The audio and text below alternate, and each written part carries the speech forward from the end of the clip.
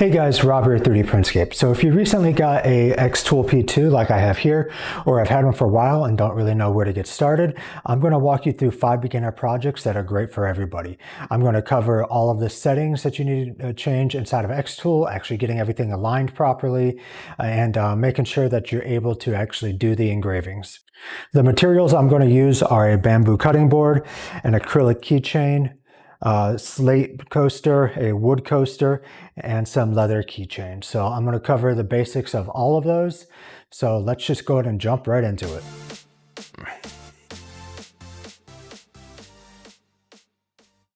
Before we get into the actual 5 projects that I wanted to go over, the first thing you want to do if you're not using the xTool materials is to actually run a test grid on it.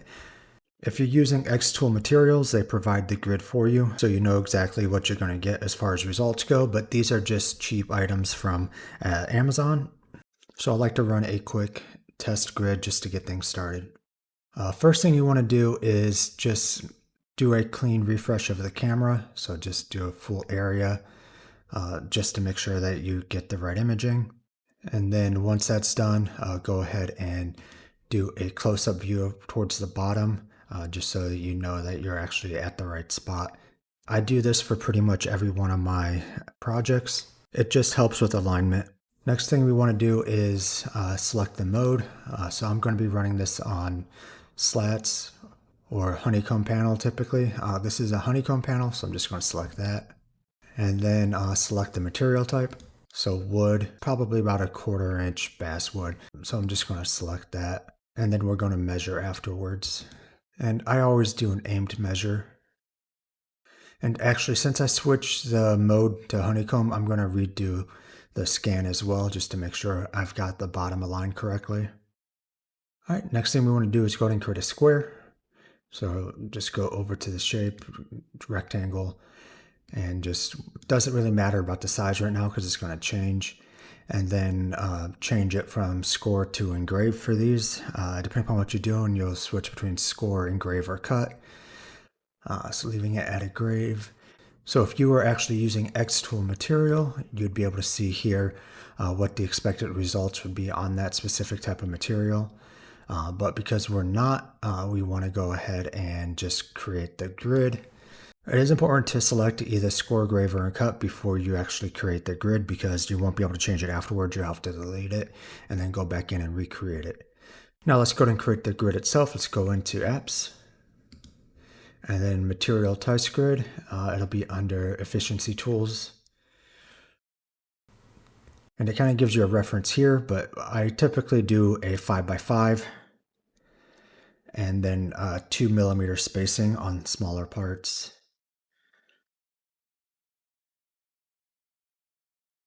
And then hit OK.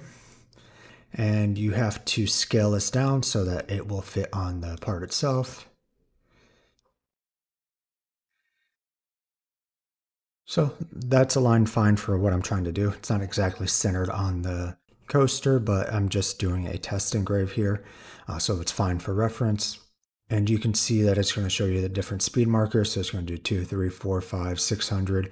And then you can see here that it's going to increase the power from 20 to 80 across the grid. And these will depend on the settings you choose. So if you left it as 8x8, it would have 2 additional settings for speed and power. And then once that's done, you can go ahead and process. And it gives you your estimated time and everything. And then just go ahead and hit start and it will send it to the laser. And then you can go hit the button on the laser to start it.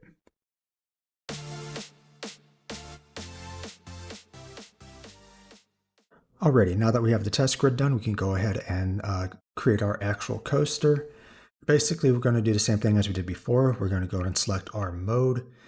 So you're probably going to use honeycomb panel or process on slats, and then the type of wood, and then go ahead and run a refresh on the background, and then capture the coaster close up. So I'm going to try to get as close as I can to the bottom of it so I can get more of the coaster aligned here. All right, and I think that about covers it. All right, now we want to actually import our image. So just go up to import and then select the image that we're going to be working with. I had ChatGPT just create a modified version of my logo that's easy to engrave, so I'm going to do that. So we're going to go ahead and open it, and then if it's too large, it's going to ask you if you want to scale it to fit. So I do want to scale it to fit, and we're going to have to bring this down again. And then once you're happy with the placement, then you can kind of rotate it based on how the part is aligned. If it's not perfectly even, good enough. And then once you're happy with that, just go ahead and I'd like to do a preview to make sure that it's what I want. It's using default settings first, so I leave it there. But you could also go into it and then change the mapping mode. So Grayscale, Jarvis, or all the different ones. I use Jarvis quite a bit, but depending upon what I'm doing, I might just go through each of them to see how they look and which one I like better. I think I'm going to go back to Jarvis. One thing I don't like here is how the lines are. I don't think that's high enough DPI, so I'm going to change that. So lines per centimeter, I'm going to switch to about 300. Actually, I'm going to try it between 240 and 300. For higher detailed image, the larger the lines per cm, the better the actual engraving is going to be. At the cost of time though, so it does slow it down. All right, it looks a little better, so I'm just going to go with that. And finally, before we start it, we want to adjust the power and speed. So based on our grid, I kind of like the 35% power at 400 millimeters a second, so I'm going to go ahead and go with that. And then we can go ahead and process it, and it's telling us it's going to take about 12 minutes, which is fine. And then we'll go ahead and start this.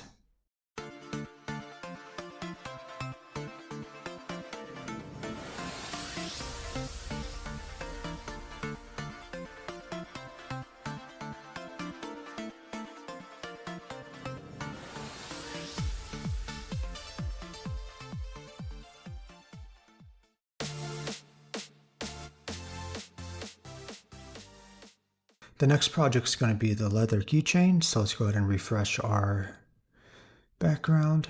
I'm going to do 5 of them because they're different colors.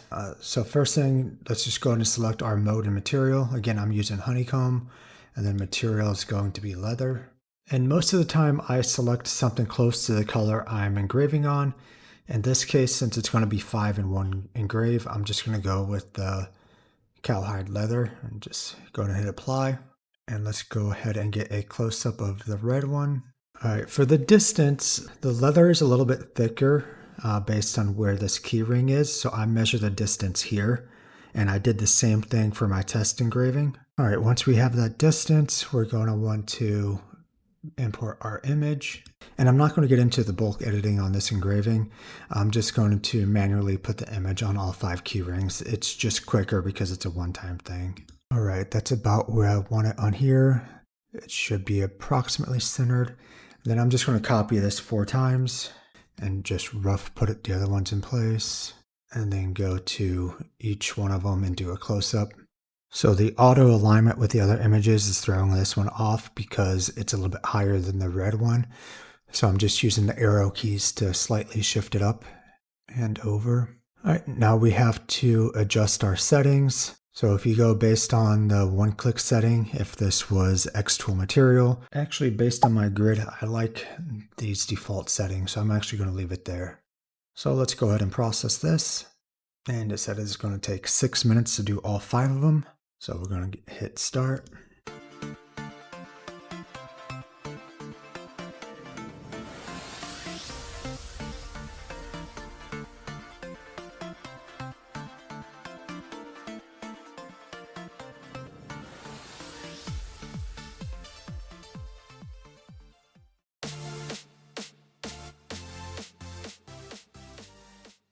The next project we're going to do here is going to be a slate coaster. So we're going to want to just do a refresh on the camera real quick, just to give us an idea of where the slate is. I put it towards the top so I can get a better angle while I'm doing the time lapse. And then select your mode. Again, I have it set to honeycomb, but depending upon what you're doing, you can change it. And the material is just slate, so it's under stone. And then I just go with rectangular blank rock slate.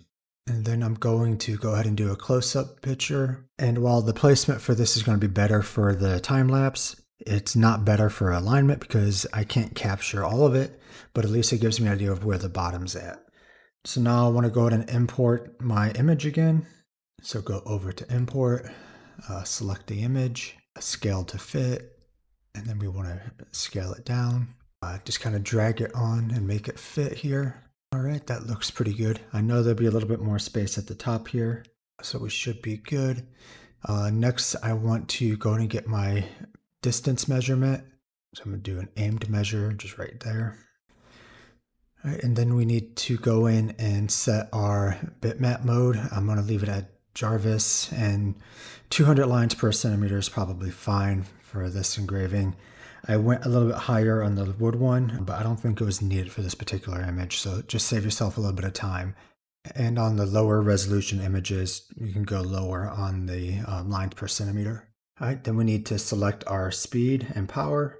So actually, I think where it has the recommendations here at 20 and 400 is good. It's doing this based on the actual xTool material, but I think this will work good for this one as well, just based on my grid that I did. And we can go ahead and kick this engraving off. So let's hit a preview real quick, and let's go ahead and kick this off. So it's going to take about 9 minutes, 15 seconds, so probably close to 10 minutes. So start, and we'll go ahead and go hit start on the laser.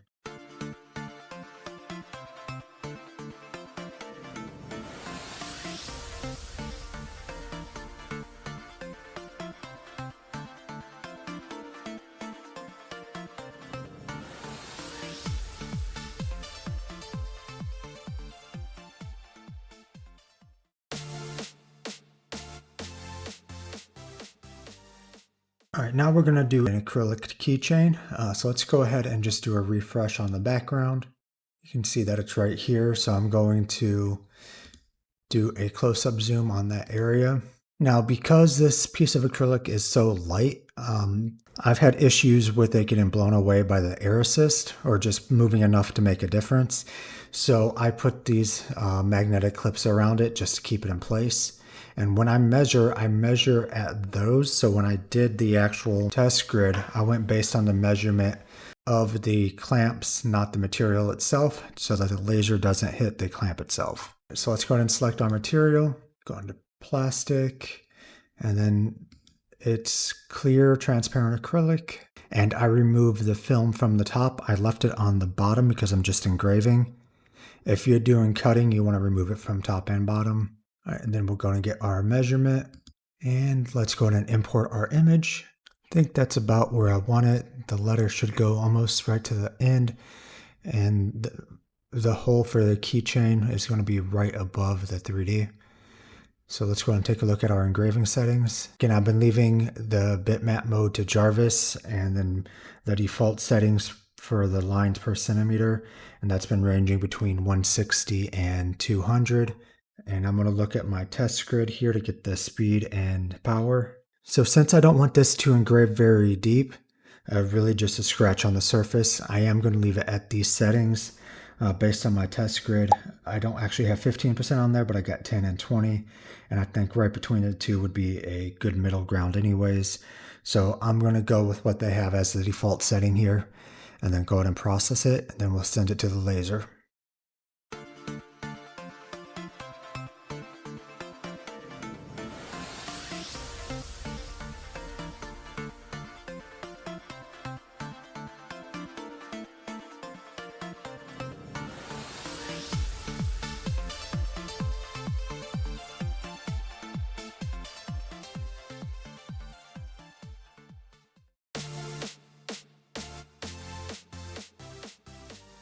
All right, now we're going to do a bamboo cutting board. So we're just going to select our mode, leave it at honeycomb, select the material, which is just going to be wood. Actually, I'm just going to search for it. Then we're going to select our material. I'm just going to search for it. I think the closest thing is going to be this one, so I'm just going to select that. And then refresh our background. And go ahead and get a close-up view of this bottom right-hand corner, because that's where I want to put the logo. That's good. Let's go and get a measurement. All right, now we can go ahead and import our logo. or image. Now I don't want this to be too big. I just want it to be kind of in the bottom right-hand corner as like a little accent. So I'm probably just going to go something like that. Should be a pretty quick engraving. And then we want to select our engraving settings. So go into engrave. I'm going to leave it at Jarvis and 120. And then image results. I didn't like this. I don't think it's dark enough. So I'm going to look at my other wood sample and get a better estimate. I actually only had one of these, so I didn't run a material grid for it. So I'm kind of guessing based on what I have. So based on one of the samples I have, I'm going to give it a try at 40 and 450 millimeters a second. Worst case, if it's not dark enough or deep enough, you can always run it a second time. If it's too deep or it burns the wood, you're kind of throwing the material away. So I'd rather be safe than sorry. Then you can preview it if you want, which doesn't really help in this case. Sometimes it does. And then go ahead and process and we'll send it to the laser.